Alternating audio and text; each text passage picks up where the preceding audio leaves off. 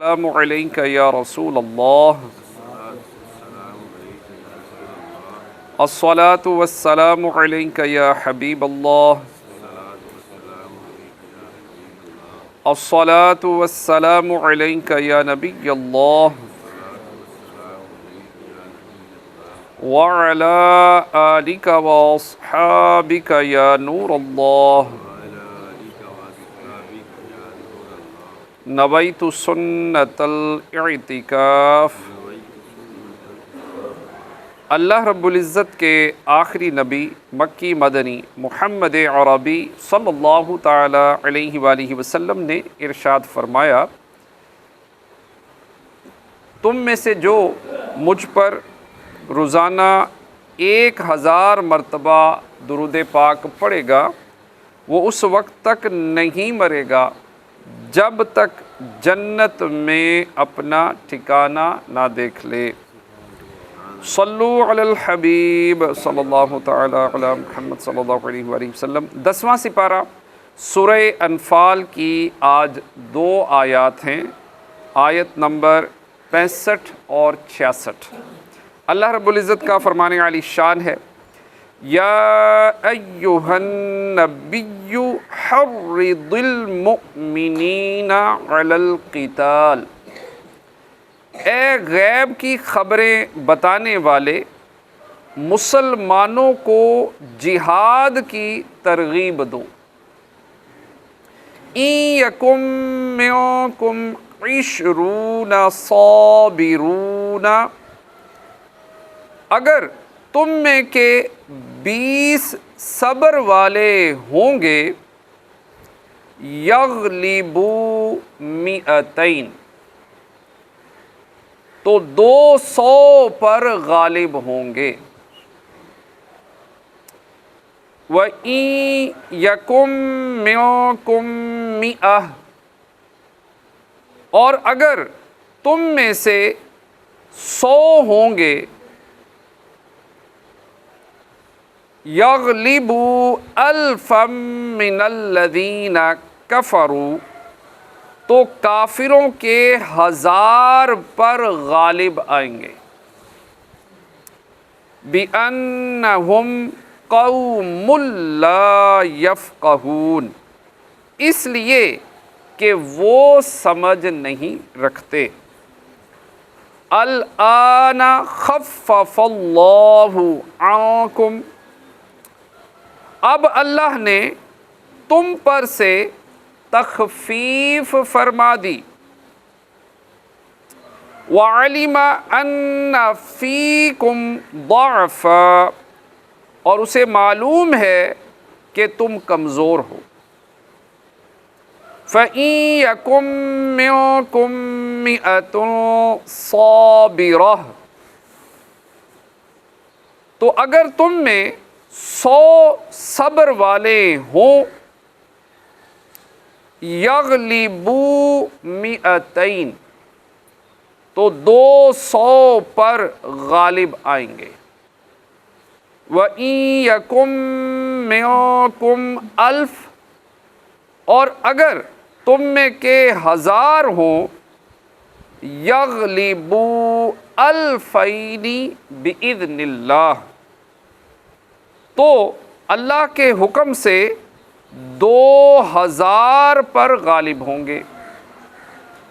واللہ مع الصابرین، اور اللہ صبر والوں کے ساتھ ہے۔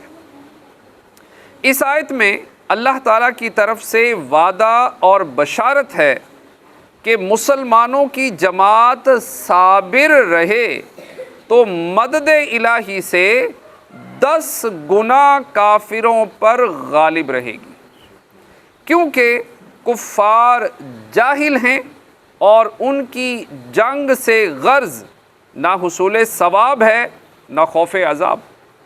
جانوروں کی طرح لڑتے بھڑتے ہیں تو وہ للہیت کے ساتھ لڑنے والوں کے مقابل کیا ٹھہر سکیں گے۔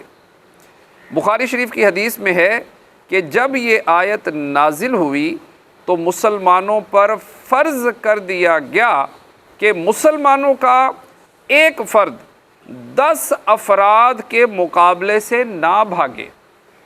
پھر آیت الآن خفف اللہ نازل ہوئی تو یہ لازم کیا گیا کہ 100 مجاہدین 200 لوگوں کے مقابلے میں قائم رہے، یعنی 10 گنا سے مقابلے کی فرضیت منسوخ ہوئی اور 2 گنا کے مقابلے سے بھاگنا ممنوع رکھا گیا۔ اس آیت میں مسلمانوں کو جہاد کی ترغیب دینے کے حکم سے معلوم ہوا کہ جہاد بہت اعلیٰ عبادت ہے جس کی رغبت دلانے کا حضور پر نور صلی اللہ تعالیٰ علیہ وآلہ وسلم کو حکم دیا گیا، اور یہ بھی معلوم ہوا کہ جہاد کی ہر جائز طریقے سے رغبت دینا جائز ہے۔ غازی کی تنخواہ مقرر کرنا، اس کے بیوی بچوں کی پرورش کرنا، بہادروں کی قدر دانی کرنا، سب اس میں داخل ہے۔ اس آیت کے علاوہ قرآن پاک کی کئی آیات میں کفار سے جہاد کرنے کی ترغیب بیان ہوئی ہے۔ چنانچہ ایک جگہ ارشاد ہے، اے ایمان والو، کیا میں تمہیں وہ تجارت بتا دوں جو تمہیں دردناک عذاب سے بچا لے؟ تم اللہ اور اس کے رسول پر ایمان رکھو اور اللہ کی راہ میں اپنے مالوں اور اپنی جانوں کے ساتھ جہاد کرو، یہ تمہارے لیے بہتر ہے اگر تم اپنا حقیقی نفع جانتے ہو۔ ایک دوسرے مقام پر ارشاد ہوا، بے شک اللہ نے مسلمانوں سے ان کی جانیں اور ان کے مال اس بدلے میں خرید لیے کہ ان کے لیے جنت ہے۔ وہ اللہ کی راہ میں جہاد کرتے ہیں تو کافروں کو قتل کرتے ہیں اور شہید ہوتے ہیں۔ ایک دوسری جگہ ارشاد ہوتا ہے، اے ایمان والو، تمہیں کیا معلوم جب تم سے کہا جائے کہ اللہ کی راہ میں نکلو، اے ایمان والو تمہیں کیا ہوا جب تم سے کہا جائے کہ اللہ کی راہ میں نکلو تو زمین کے ساتھ لگ جاتے ہو؟ کیا تم آخرت کی بجائے دنیا کی زندگی پر راضی ہو گئے؟ تو آخرت کے مقابلے میں دنیا کی زندگی کا ساز و سامان بہت ہی تھوڑا ہے۔ اگر تم اللہ کی راہ میں کوچ نہیں کرو گے تو وہ تمہیں دردناک سزا دے گا اور تمہاری جگہ دوسرے لوگوں کو لے آئے گا اور تم اس کا کچھ نہیں بگاڑ سکو گے، اور اللہ ہر شے پر قادر ہے۔ اسی طرح کثیر احادیث میں بھی جہاد کی ترغیب دی گئی ہے۔ صحیح مسلم میں حضرت ابو ہریرہ رضی اللہ تعالیٰ عنہ سے مروی ہے، رسول اکرم صلی اللہ تعالیٰ علیہ وآلہ وسلم نے ارشاد فرمایا، سب سے بہتر اس کی زندگی ہے جو اللہ عز و جل کی راہ میں اپنے گھوڑے کی بھاگ پکڑے ہوئے ہے۔ جب کوئی خوفناک آواز سنتا ہے یا خوف میں اسے کوئی بلاتا ہے تو اڑ کر یعنی بہت جلد پہنچ جاتا ہے، قتل و موت کو اس کی جگہوں میں تلاش کرتا ہے، یعنی مرنے کی جگہ سے ڈرتا نہیں ہے، یا اس کی زندگی بہتر ہے جو چند بکریاں لے کر پہاڑ کی چوٹی پر یا کسی وادی میں رہتا ہے، وہاں نماز پڑھتا ہے اور زکوٰۃ دیتا ہے اور مرتے دم تک اپنے رب عز و جل کی عبادت کرتا ہے۔ حضرت انس رضی اللہ تعالیٰ عنہ سے روایت ہے کہ حضور اقدس صلی اللہ تعالیٰ علیہ وآلہ وسلم نے ارشاد فرمایا، مشرکین سے اپنے مال، جان اور زبان سے جہاد کرو۔ حضرت ابو ہریرہ رضی اللہ تعالیٰ عنہ سے روایت ہے، رسول اللہ صلی اللہ تعالیٰ علیہ وآلہ وسلم نے ارشاد فرمایا، جو مر جائے اور نہ تو جہاد کرے اور نہ اپنے دل میں اس کا خیال کرے تو وہ نفاق کے ایک حصے پر مرے گا۔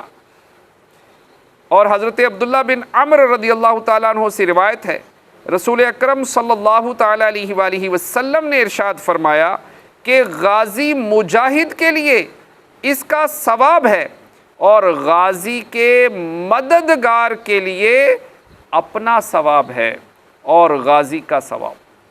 حضرت زید بن خالد رضی اللہ تعالیٰ عنہ سے روایت ہے کہ رسول اللہ صلی اللہ تعالیٰ علیہ وآلہ وسلم نے ارشاد فرمایا کہ جس نے اللہ عز و جل کی راہ میں جہاد کرنے والے کو سامان دیا تو اس نے جہاد کیا، اور جو کسی غازی کے گھر بار میں بھلائی کے ساتھ اس کا نائب بن کر رہا اس نے جہاد کیا۔